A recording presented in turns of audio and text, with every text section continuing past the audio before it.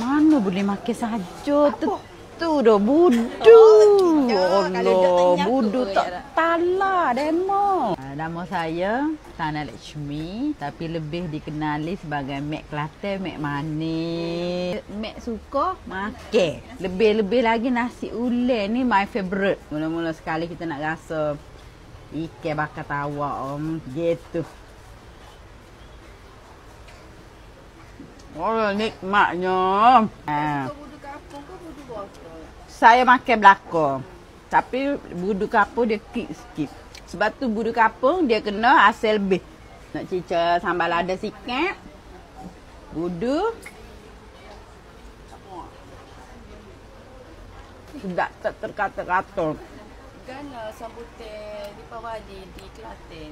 Sambutan di Deepawali Kelantan ni kita nak yang unik. Sebabnya kebanyakan hok mari tetamu yang mari rumah saya tu Cina dengan Melayu.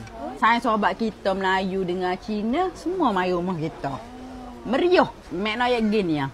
Kalau nak kemajuan dan perpaduan tak kira lah Melayu, India, Cina, Siam. Kita berada di bawah satu langit menghirup satu udara yang sama. Orang Melayu ya insya-Allah kalau tolong menolong, tentu kita akan membentukkan perpaduan itu. Tak kira kaum dan bangsa. Jangan kira kulit ke, warna ke dan. Kita satu hati, satu warna. Putih belah ke. Jadi aman dan damai lah satu Malaysia ni kan.